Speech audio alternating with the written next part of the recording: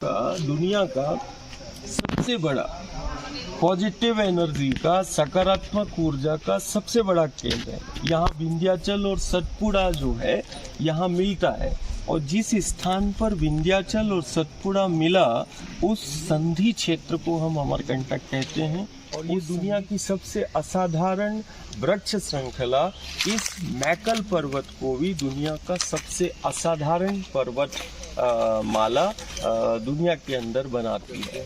आज अमरकंटक में सबसे बड़ी समस्या आ रही है कि धीरे धीरे जो है अमरकंटक में भूस्खलन चालू हो गया है, और धीरे धीरे वो मिट्टी और पेड़ों का संबंध धीरे धीरे खत्म होता जा रहा है। दो समस्याएं एक साथ है कि जितनी तीव्रता से जल स्तर कम हुआ है उतनी ही तीव्रता से मां नर्मदा का वो असाधारण जल दूषित हो रहा है, जिसके कारण तरह तरह के संक्रमण का शिकार हमारा समाज, हमारा परिवार हो रहा है। बनाया बिन मां नर्मदा के हमारा घर, हमारा परिवार, हमारा समाज आत्मनिर्भर नहीं हो सकता।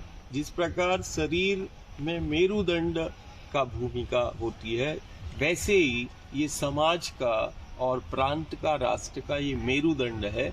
आज ये मेरुदंड की ये स्थिति हम देख रहे हैं कि धीरे धीरे वो सिकुड़ता चला जा रहा है, धीरे धीरे वो खत्म होता चला जा रहा है। का सबसे अमूल्य धरोहर वो मां नर्मदा का परिक्षेत्र, वो मां नर्मदा का उद्गम स्थल, जो विश्व में अपनी एक अलग पहचान है इस पहाड़ों की।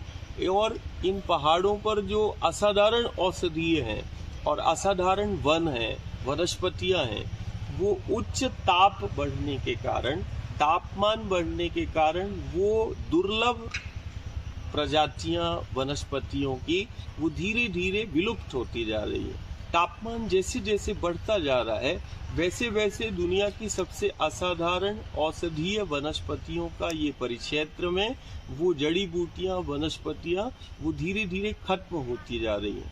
और तापमान बढ़ने के कारण भी घर, गांव, परिवार, समाज में तरह तरह की आपदाओं का शिकार। तापमान को जो नियंत्रित करता था, ताप और दाब को, ये हमारे पेड़, ये हमारे पहाड़ ही है जो ताप और दाब को नियंत्रित करते हैं। जरूरत और व्यवस्थाओं के नाम पर लालची प्रवृत्तियों ने इन पहाड़ों को और पेड़ों को जिस तरीके से अंधाधुंध दोहन किया है, उसके कारण जो ताप और दाब को नियंत्रित करते थे वो व्यवस्था धीरे धीरे खत्म होती जा रही है। आज हम गर्मी के दिनों पर हैं। अमरकंटक ये असाधारण पर्वतमालाओं में आता है। ये वृक्ष जहाँ मिट्टी का क्षरण को रोकता है, वहीं दूसरी तरफ ये देव स्वरूप वृक्ष जो है इन पत्थरों में चैतन्यता की, इन पत्थरों में जो जल संग्रहण की क्षमता है, इन्हीं वृक्षों के कारण इन शिलाओं में, इन पत्थरों में जल संग्रहण की अद्भुत क्षमता। ये दुनिया में सिर्फ मैकल अमरकंटक है जो पत्थर जल संग्रहण का कार्य करते हैं। पत्थर, जलीय पत्थर, ये दुनिया के किसी पर्वतमाला में नहीं है। सिर्फ अमरकंटक में ही जलीय पत्थर पाए जाते हैं जहाँ पर पत्थर जल का संग्रहण करते हैं। दुनिया में पेड़ जल का संग्रहण करते हैं, लेकिन अमरकंटक में ये पत्थर जल का संग्रहण करते हैं।